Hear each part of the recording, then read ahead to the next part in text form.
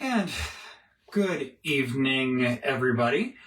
I hope that you're ready for a show, because we are not. We just walked back in the door not 5 minutes ago. You perhaps heard Beth cackling in the background there. I'm going to go get the liquor now. Yeah. Very important thing this evening. Gotta go get the drink.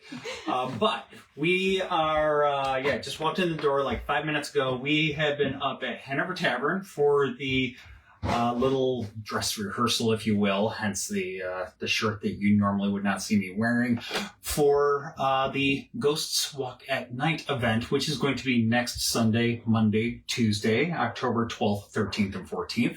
But yeah, we were up there for that. Both Beth and myself are going to be guides for the production. Our guide, Tiffany, is going to be one of the actors.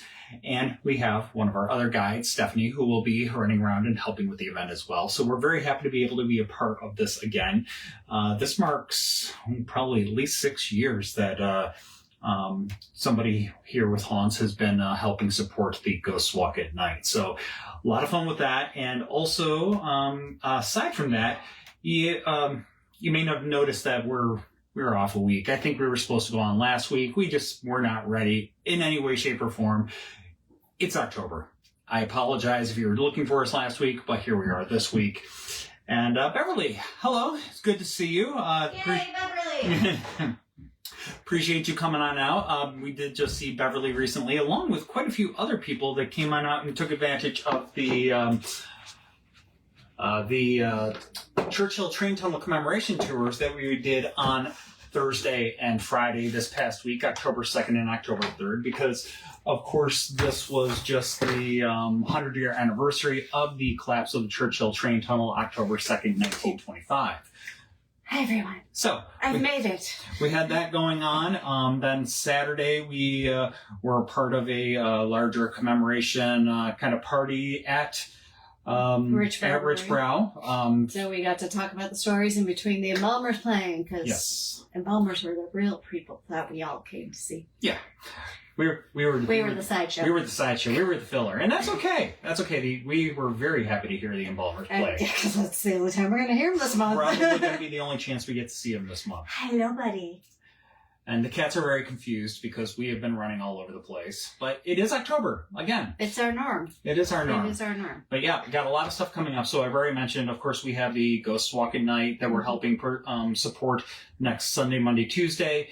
Then the weekend next Thursday, not this coming Thursday, but the Thursday after that, the 16th, we're going to be at the Branch Museum for their open house, doing some stories that are related to things that the Branch family was involved with here in town. Yep. So if you want to check that out, you can find some details on that and the Branch Museum of Design. Yes. I think it's branchmuseum.org is their website. So you can check that out. And then after that, Friday, Saturday, and Sunday, we're going to be at Nightmare Weekend. At the Convention Center. Yep. So next 2 weeks are jam-packed, and that, on top of all that, we have public tours every single night. So you can come on out and get your traditional spooky on with us out on the streets of Richmond. So lots and lots of stuff going on, and on that note, thank you so much to all of our guides, because we could not do all of this without them. Yes, they are very involved with quite a few things with us, and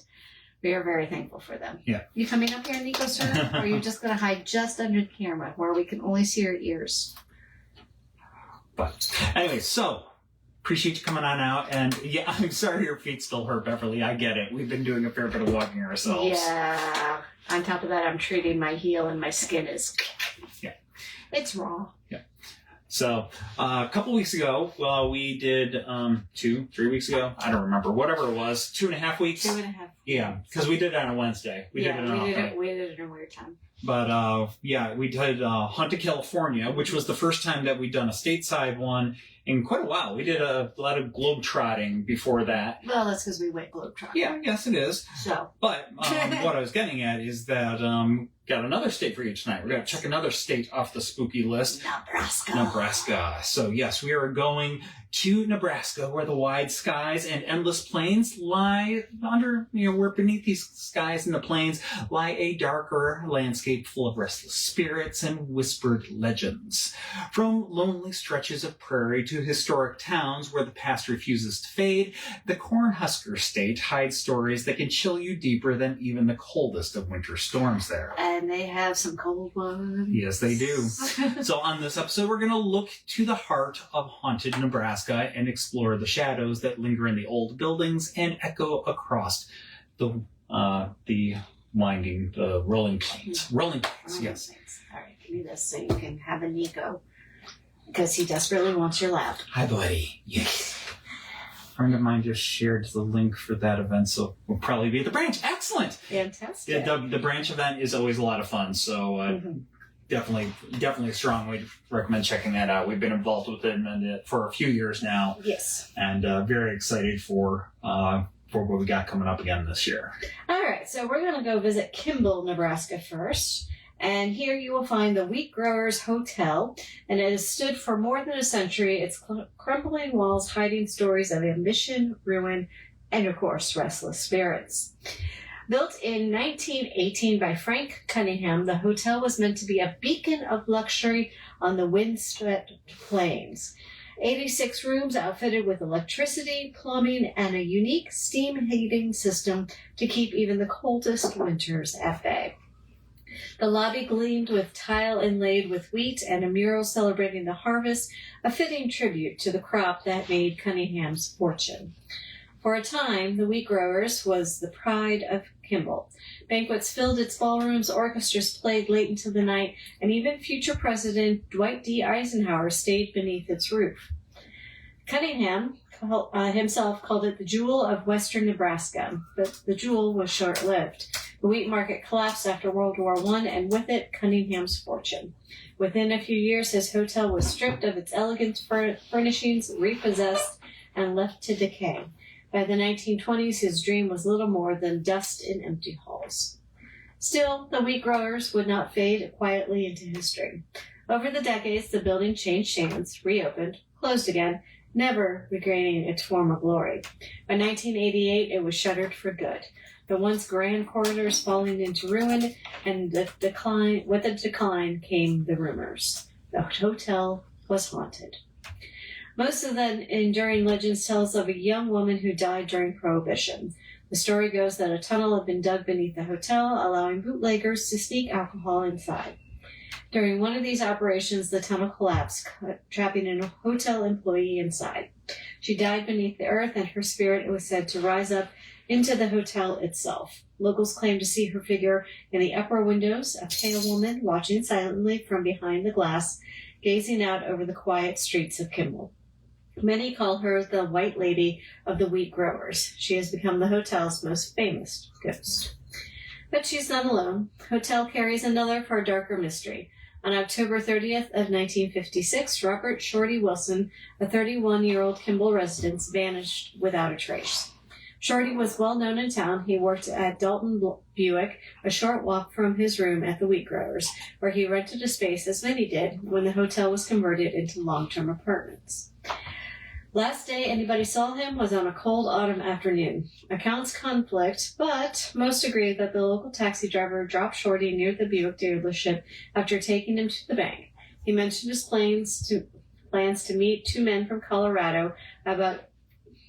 Sorry, I hear Vincent crying in the background, which is what's making me stumble. He's an unhappy boy right now. When you finish the story, you can go let him out and do the... Yeah. There's a story behind that, too, but... Anyway, they dropped him off at the dealership after taking him to the bank. He mentioned plans to meet two men from Colorado about a used car, and then he was gone. When the driver returned for him a half an hour later, Shorty had disappeared. His coat was left in his car, his checks and belongings were untouched, and even his specially tailored clothing remained in his room at the hotel. A frantic search followed. Volunteers combed the countryside, pilots scanned the fields from above, and townspeople searched abandoned buildings, but no sign of Shorty was ever found. His family begged for answers, but the investigation was sloppy. Evidence was mishandled, and the FBI refused to step in. A brutal blizzard soon buried Kimball under towering drifts, halting the search and erasing any hope of finding fresh clues. To this day, the disappearance remains one of Nebraska's greatest unsolved mysteries. Some say Shorty was murdered, perhaps strangled to hide and hidden in one of the abandoned oil wells scattered across the county.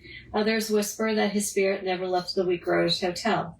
Over the years, visitors and police officers alike have reported eerie encounters inside its darkened hallways. Shadows move where no one should be, footsteps echo in empty corridors, and one night, during a tour of the abandoned building, a small dark figure, roughly the size of Shorty's 4'8" frame, was seen crossing the hallway outside the very room he once called home. Even the bravest on that tour, police officers and veterans hardened by real-world dangers, admitted the sight chilled them to the bone. They fled the building rather than confront whatever presence lingered there. As one witness put it, murderers and terrorists seem less frightening than a ghost of a vanished car salesman. Today, the Wheat Growers Hotel stands as both a monument and mausoleum, a relic of ambition gone to ruin, a landmark tied forever to tragedy, and a place where the boundary between the living and the dead feels thin. Its boarded windows and peeling paint conceal a history of grandeur, loss, spirits that refuse to be forgotten, whether it's the White Lady peering from the upper floors or the shadow of Robert Shorty Wilson, slipping silently through the halls. The Wheat Growers remains one of Nebraska's most haunted places, a place where every creak of the floorboards might be a ghost. But we'll see. Still lingering on in this jewel of western Nebraska. Yes. So, Vincent, Mr. Vincent has a little dental issue, had a dental issue rather. He had 7 teeth pulled. And because of this, Mr. Vincent can't eat crunchy food for several more days. And, well, with 4 cats in the house, it's rather difficult to feed everybody together, nigh impossible. So we have to take turns giving Vincent treats and then putting out the dry food for everybody else. That's what's going on right now. So Beth is going to go let Vincent out and take up the dry food so that he cannot try to chew on something that he should not be chewing on quite yet, at least until his mouth has had a little bit more of a chance to heal. Anyways, that's the story with Vincent. Poor kitty. We're feeling rather bad for him. But just a couple more days of this. Isn't that right? Yeah. All right. So, next up, we are going to be going to a stretch of woods west of Lincoln, Nebraska, known as Wilderness Park. There are 2 stories that revolve around this stretch of woods, one regarding a rail disaster in the late 1800s, and the other regarding what people claimed to be a child-murdering witch. Claims.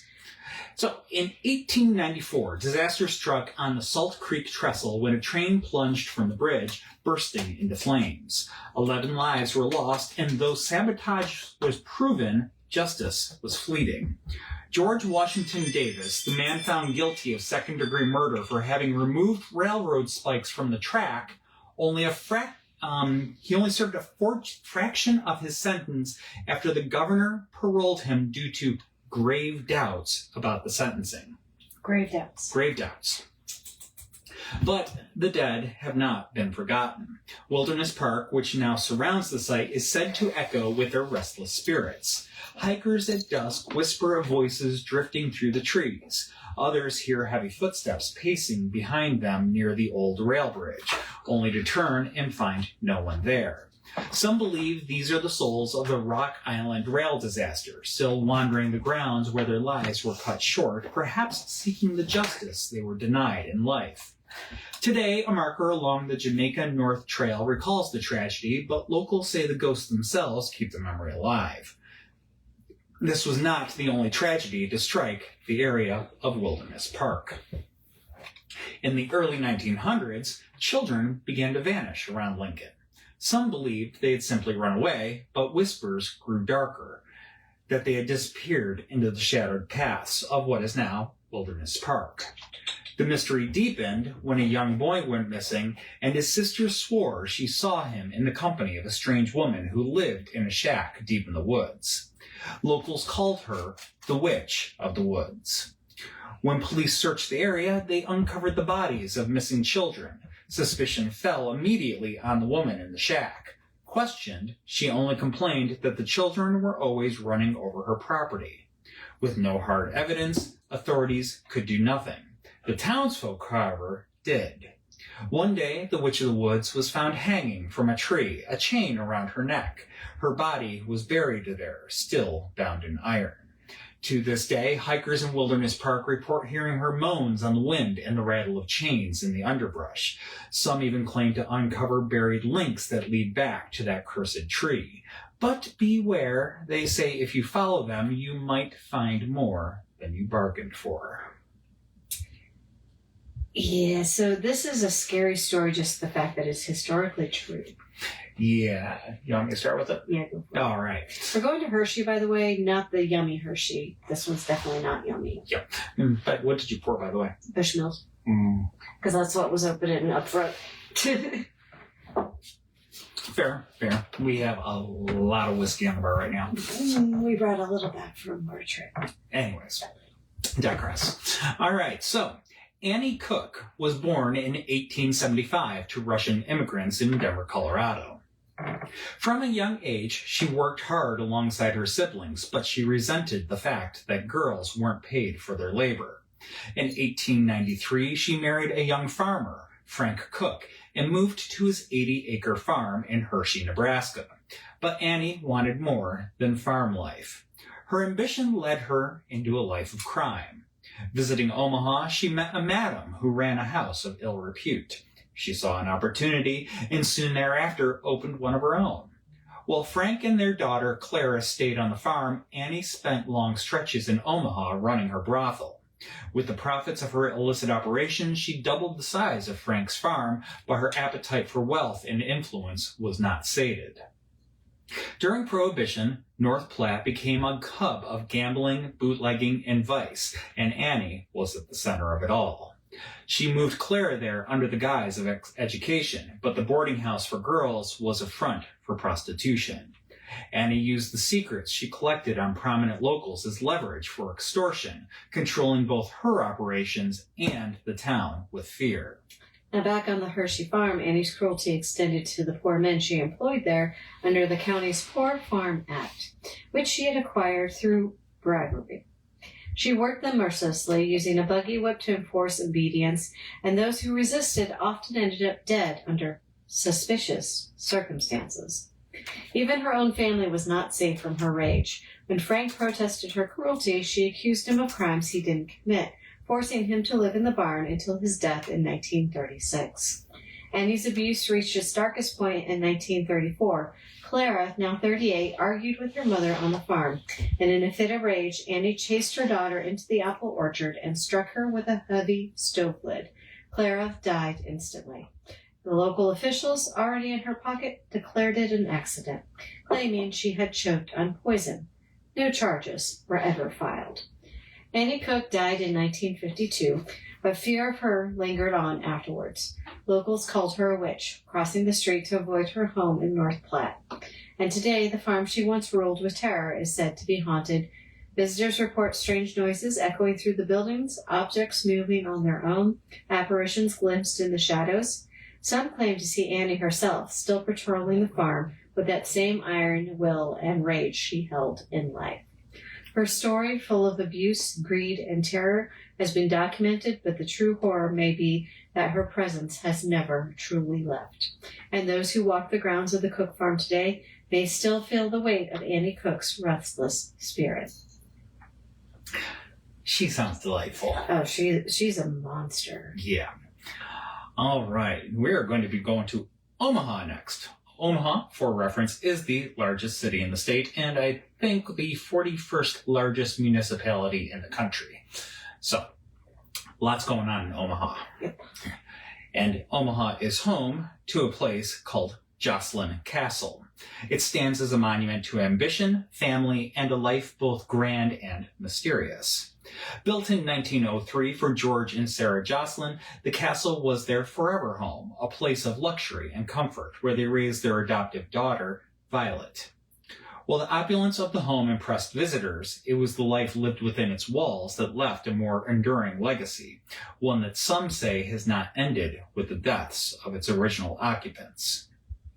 George Joslyn rose from humble beginnings as a farmer's son to become a highly successful newspaper executive, eventually leading the Western Union newspaper in Omaha. Sarah Joslyn, equally influential, devoted herself to philanthropy, supporting local charities, humane societies, and institutions like Omaha University. Their daughter, Violet, was adopted as a child and raised in Joslyn Castle, eventually marrying within the home and starting a family of her own. For the Joslyns, the castle was more than a residence. It was a family sanctuary, a place where generations shared joy, grief, and the daily rhythms of life. George died in 1916, after only 13 years in the castle, leaving Sarah to continue their charitable work while maintaining their home. Violet eventually moved to New York with her husband, leaving Sarah to live out her remaining years in the castle, passing away in 1940 at age 88. Though the family departed in life, many believe their presence never fully left. Over the decades, the castle has served various purposes, including headquarters for Omaha Public Schools, administrative offices from 1944 onward.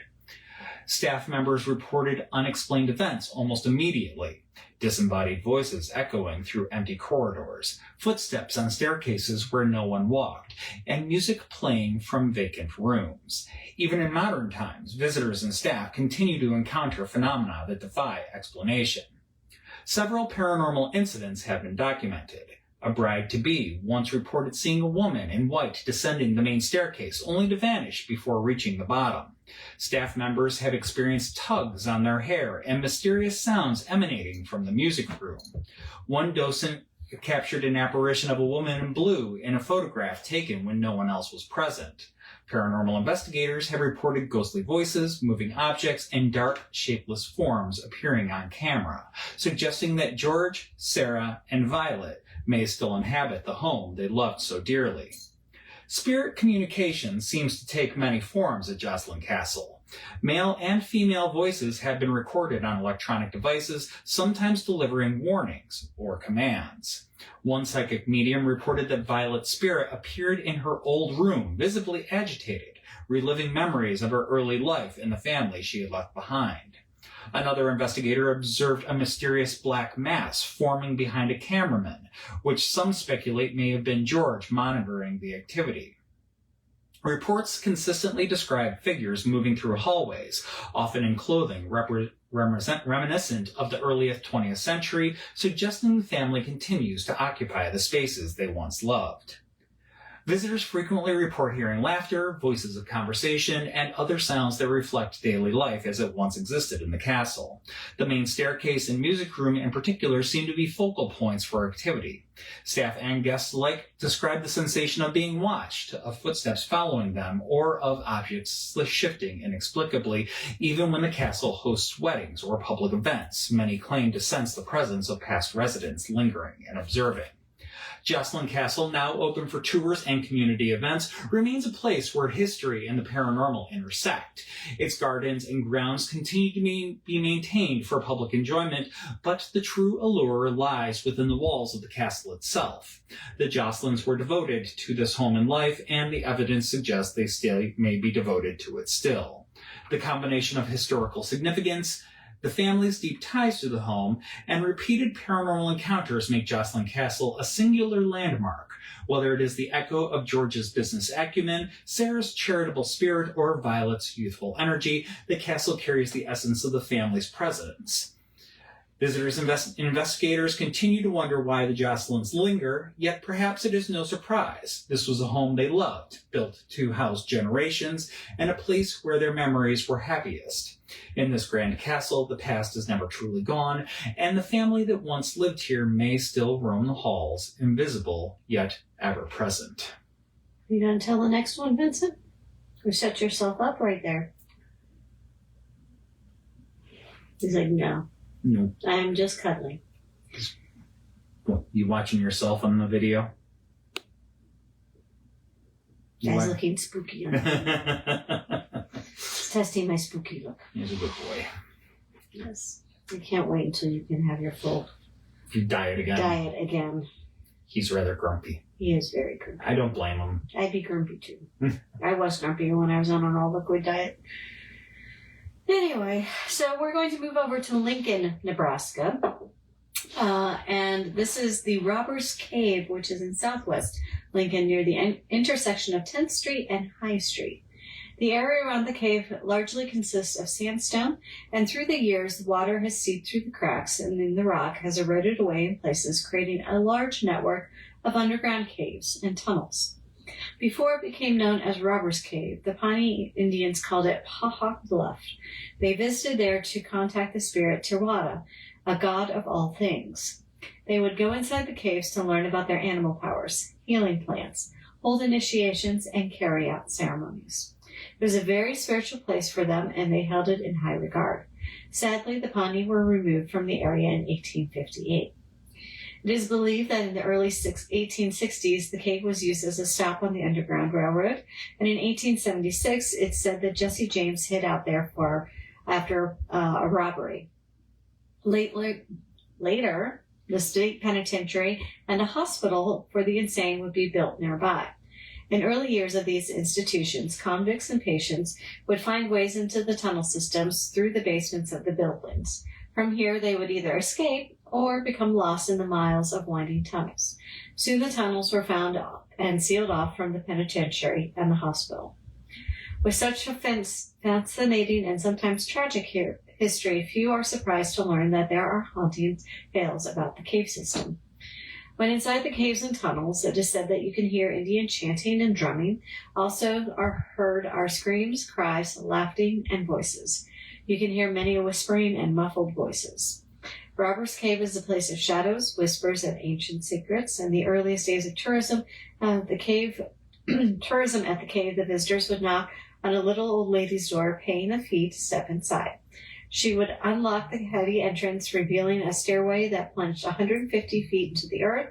Sparse electric lights hung along the tunnels, but the darkness between them was almost total, swallowing the explorer whole.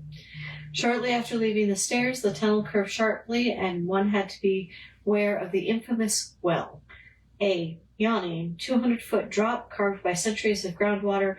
Here, hundreds of bats wait in the gloom with their wings brushing past the face of anyone daring to approach. The bats are always here, although they flitted unpredictably over other passages as well. The labyrinth continued, water dripping constantly from the ceiling. Shadows are twisted along the walls, moving with a life of their own. Deep within the main corridors lays Robert's Roost. Reaching it is squeezing through 5 feet of narrow openings, but inside is a cavern unlike any others. Dry, with a thick layer of sand on the floor, a natural chimney, and a fire pit where Jesse James is said to have hidden. In Robbers Cave, the air feels alive. Of course, you have the sound of the bats, the dripping water, and the spirits of the past. It's a place of darkness, and it's just never light at all. In there, it's just complete and total darkness. It's the lack of light. There's no light. Absolutely nothing. Nothing to reflect, nothing. That said, the secrets of the tunnel, they refuse to stay buried. Now, the Robbers Cave has been open to the public on and off for many years. In the 1970s, it was closed down for the first time, and in 1985, it was reopened, but only for a few short years. It recently reopened again and thankfully is in operation today. So if you want to test your mettle against the spirits of the underground, you have your chance to go and do so in the heart of Nebraska. I don't think I told you, but I've been there. You've been to Robbers Cave? I wasn't able to go in it, because it was closed. Because it was closed at that time, yeah. But we were able to go by and check out the entrance area of it. Oh, because you did drive by there. Yes. You've driven cross country a couple times. Yes, but remember I also used to live on that side of Iowa. So. Okay. Yeah. I've never been remotely close to there before. Yeah. I would like to go in. I think it would be fascinating to go in, but yeah. So Jenny is coming back to drop the bag off. Awesome. So, do I need to go be downstairs? You might want to in a minute. Okay. Keep an eye on the ring camera. Anyways. Got it. Yeah. So, Moving along, today, enveloped by the modern city of Omaha, Fort Omaha was established in 1878 as a part of the ongoing conflict with the native tribes across the region. Home to thousands of U.S. Army troops over a century of service, many people lived and died at the fort. Today, it has been largely decommissioned, and most of the site has been overtaken by the Metropolitan Community College. A few of the surviving historic buildings include the General Crook House and the Commissary, both built in 1878, and the Ordnance Magazine, the Guardhouse, and the Mule Stables, all built in the 1880s. Since it opened, there have been tales of spirits in this corner of Nebraska. In 1890, a 60-year-old inmate at the Douglas County Poor Farm named Peter Grenwald was the servant of Lieutenant Wilson, who lived in officers' quarters at the fort. One day, while he was doing his work, he had an episode and started throwing objects around. He flung plates into the wall and broke a glass window. When Lieutenant Wilson attempted to subdue him, Grenwald died. But it seems that he didn't immediately depart. Grenwald's spirit haunted the fort thereafter, making himself known to those who served in the years after his passing. In the south end of the parade grounds, where the World War I balloon school was located, in 1918 there was an explosion in some of the gas storage tanks that killed 2 soldiers and wounded several others. One of them ended up in the fort's hospital, where he died during surgery. Apparently all 3 ghosts still haunt the campus today. Many others have passed at the fort over the years, some due to natural causes and others in accidents. Then, of course, the site was frequented by natives for centuries before the first pioneers arrived. This would help explain the spirit of a native warrior that has been seen in the area as well, even though the fort was never threatened by the tribes during the years of active service. In the early 1900s, when the nation was enthralled by spiritualism, attending seances was popular, and psychics would draw crowds as they communed with the spirits. The activity reported around Fort Omaha made it a popular spot for the living to go and engage in spirited activities. According to a 1918 newspaper report, the troops thought one psychic was a charlatan when he conjured a ghost on command. However, they were shocked when the ghost kept returning night after night for a week. Still, the fort was not done accumulating spirits. In 1945, a soldier at the fort became violent towards a nurse in the fort's hospital and murdered her in the presence of doctors and other nurses. Stories say you can see her staring longingly out the windows of that building late some nights. According to a former office staffer from Metropolitan Community College, in the 1970s, one of the original officers' houses was being renovated. While they were working, builders say they would hear knocking on the opposite side of a wall they were working on. At first, they thought it was just other workers, until they learned there never were any other workers on the other side when they heard the knocking sounds. They also complained about tools mysteriously disappearing and showing up days later in entirely different rooms. To this day, students and staff at the college will report ghostly figures in the windows, objects disappearing and reappearing, and hearing odd noises and feeling cold spots. While the last couple of items could be attributed to the aging structures, at least in part, it does nothing to detract from the area's haunting reputation. Dun, dun, dun. Dun, dun, dun. All right, so in North Omaha, present-day Carter Lake Park, the Rod and Gun Club used to have members' bungalows that clustered on the shores of Carter Lake. Carter. The wealthy people in the area started to build summer homes there in the 1880s, but it wasn't always a place of tranquility. In 1893, H.C. Oakley's wife Maple was cooking at the family cabin at the Rod and Gun Club using a gas stove. Her sleeve accidentally caught fire and the cabin quickly went up in flames. This is why we roll the sleeves up nice and tight. So there's nothing there that can catch fire. Proper. All right. A report from the June 12th, 1912 Lincoln Daily News said that Mrs. Oakley fled from the blazing room, enveloped in a mass of seething flames, to die in the arms of her husband shortly afterwards, and the cabin has burned to the ground. A decade after the tragedy, a restaurant was built on the site of Oakley's old cabin. Soon after it opened, the chef started to see a ghost in his sleeping quarters by the restaurant. The first time... Pardon? He woke up to the sound of a match strike to see a woman surrounded by fire, carrying a lighted match in her hand. The chef reported that this ghost hovered around his room by night, was that of the woman surrounded by such an unearthly blaze of light that he could plainly distinguish her features. When the ghost held out the lit match towards the chef, he instinctively pushed her arm away, but felt no pain from the sight of the fire that surrounded her. There was no burn on his hand from where he had had contact with the fire. When his dog ran into the room, it immediately stopped and started to bark, and then ran from the room. Night after night, the ghost came back, but only when there was no light in the chef's room. He insisted on having his sleeping quarters moved to another room, and the Rod and Gun Club closed down in the 1940s. To the best of our knowledge, the story of the burning lady went away with the closure of the club. We didn't find any reports post that. Still. Seeing a flaming lady handing a match to, that's freaky. A little bit, yeah. Yeah. Yeah. No. Hot. I wonder if you could do lick the fingers and at her flaming match. Or is that considered rude? That would probably be rude. Anyways. Things we ponder. All right. Next story. 'Twas a Halloween night. Because, yes, we have to include that. Yeah. Now, admittedly, this is a little on the grim side to start out, so bear with us. Sorry. So, a man, Hardy Jones, sat stone still in his office in Old Father Hall.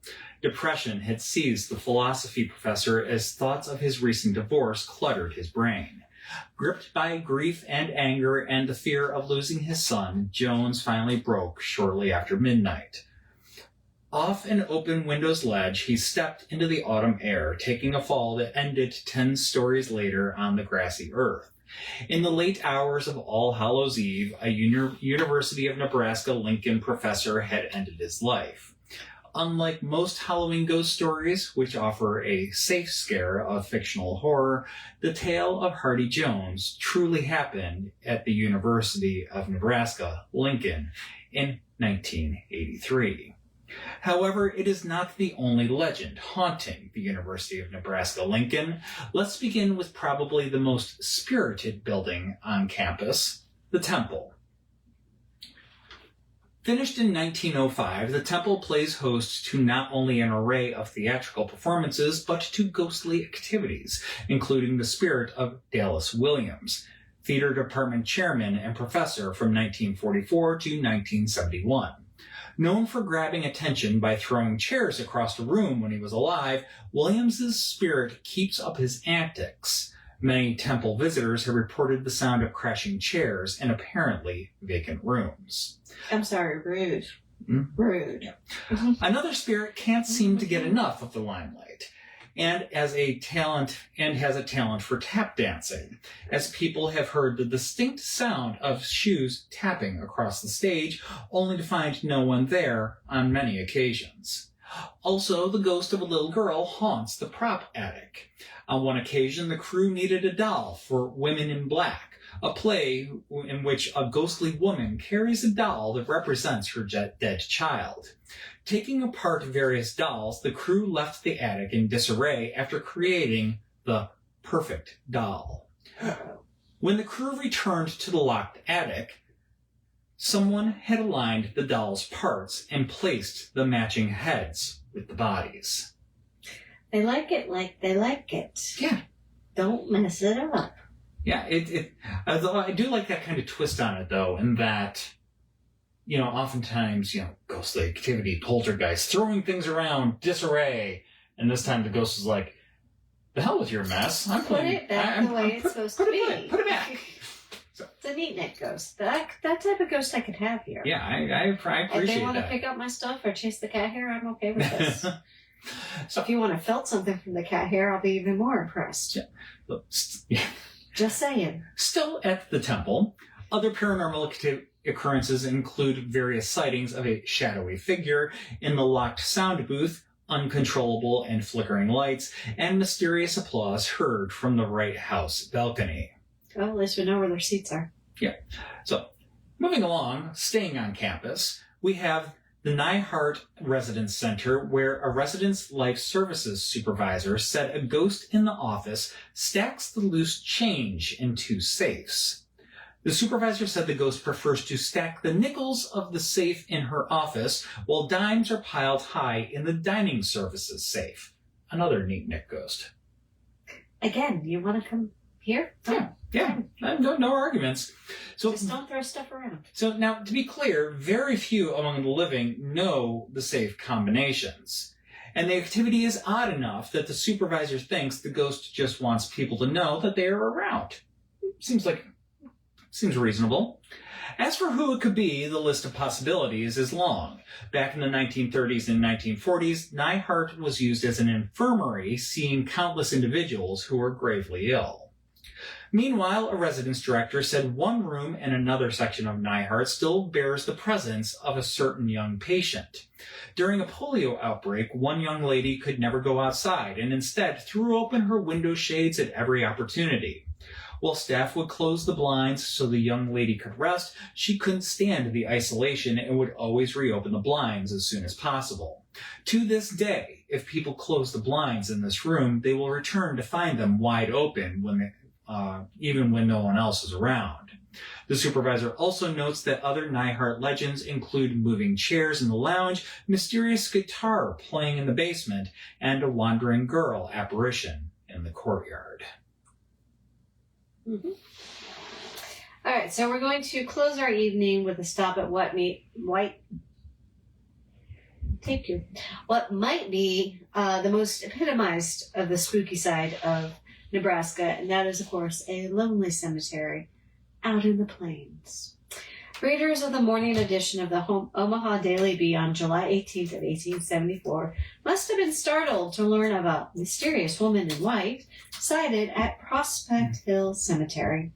The Bee began its report, entitled A Ghost Story, by recalling recent accounts of a haunted house at 13th and Capitol, but continued, "This morning, however, we were told by a reliable source that puts the haunted house the way in the shade.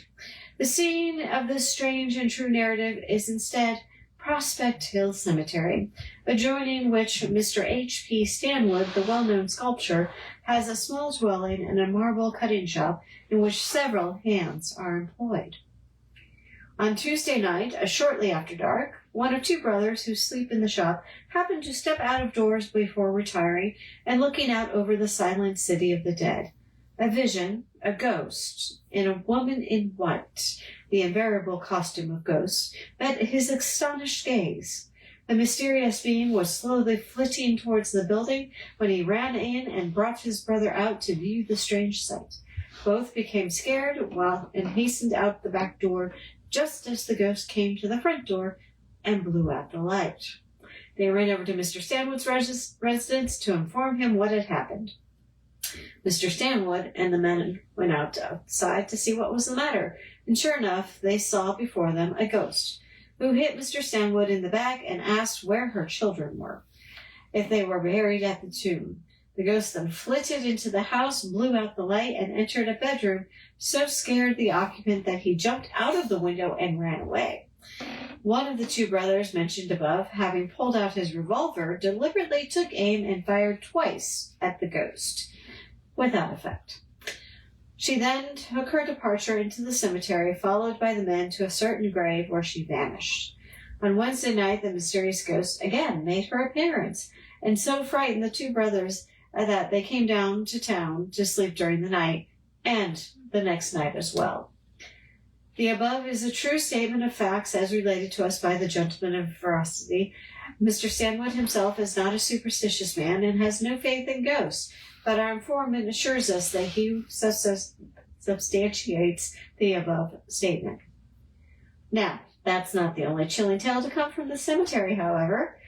So spooky as ghost stories can be, the cold hard facts sometimes are just as breathtaking. It costs money to be respectful in a successful cemetery.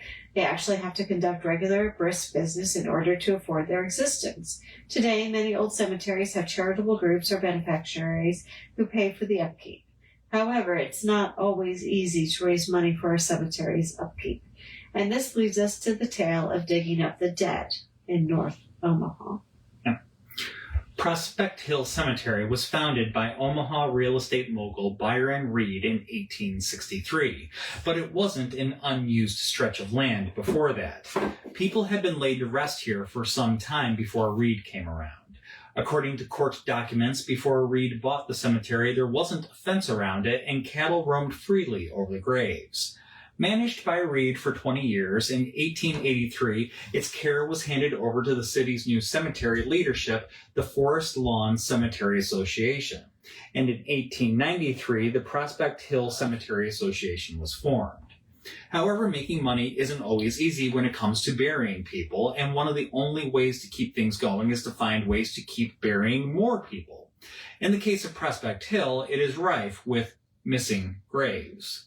Graves that were forgotten for lack of markers and missing records. Records at Prospect Hill would go missing for a number of reasons over the years, including the fires in the Douglas County Courthouse during Omaha's 1919 race riot and general sloppiness in record-keeping by cemetery officials. One of those officials was Prospect Hill Cemetery Superintendent Daniel Callahan, and his sloppiness would come back to bite him, placing him in the national spotlight, at least amongst his peers in the cemetery management community. In 1908, Daniel Callahan was convicted of unlawfully assisting in disinterring the remains of a dead person. Callahan had been the superintendent of the cemetery since 1890, caring for Prospect Hill since before a dedicated association was incorporated to take care of it. The details of his conviction revolved around his directing the cemetery's gravedigger to throw old bones from any new grave he dug into the bottom of the new grave. So, you find something in the ground that you didn't expect to be there? Just pitch it in the bottom of the grave and keep going. Maybe he's still buried, right? Yeah, they didn't go for that. When the gravedigger was arrested, he immediately implicated Callahan as giving him the orders. However, when Callahan was on trial, he fingered Judge Charles A. Baldwin, an Omaha lawyer who was president of the Prospect Hill Cemetery Association. Callahan faced a $2,500 fine or 3 years in the Nebraska State Penitentiary, or both. $2,500 was a good chunk of change back then. It was. Yeah. It was a lot of money. So, when the verdict came down, leniency was suggested and an appeal to the Supreme Court was planned. He was released on bond. In the next year, the Nebraska State Supreme Court dismissed the charges, proclaiming that the state hadn't proved their case. Callahan faced no further prosecution. While grim and controversial, some good did come out of the Callahan case. The Omaha Bee later reported that many improvements were being made at Prospect Hill, including a new tool house and markers for many graves previously unknown. Meanwhile, period journals credited the case with fighting against careless and indifferent treatment of the business of burying people in cemeteries across the nation. As for Callahan, he couldn't have felt too bad about the whole situation. He himself was buried at Prospect Hill Cemetery when he died in 1928. You reap what you sow. So, Isn't that right, buddy? thank you so much for tuning in tonight. Yes. That brings us to the end of Haunted Nebraska, at least part one. I imagine that one day we will revisit Nebraska because There was a lot that I just there's a found out. lot. The spooky plains. There is a lot out there. But appreciate you tuning in. Mhm. Hope that you can come on out and join us on a tour or find us at one of the many special events that are going on this month. As it is October, again, this is the only one that we're doing for October because we are so busy. We'll figure it out. Just keep an eye on early November. We'll have another one, and it looks like it'll be in Utah is what I'm going to be working on next. Yeah, we'll figure it out. One thing at a time. But maybe follow the socials. Yeah, maybe possibly if we can shoehorn it in. The last week of the month's not looking too bad right now. We'll see. I mean, we'll see if somebody books that Monday. Yeah, there's that for one, and then also just see where we're at as far as getting the script ready and how crazy we are. I am slowly going crazy. Is my mantra for this month. We're already done. We're crazy. Yeah.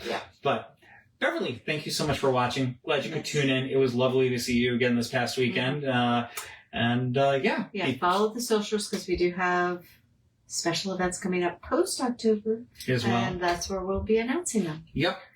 So, with that, you guys saying night, Mr. Vincent? He's like, just leave me alone. I got my cuddles. Yep. But, all right. Until next time, stay spooky, y'all, and we'll hopefully see you out on a tour. Yes, hopefully see you on the spooky streets of Richmond. Night, y'all.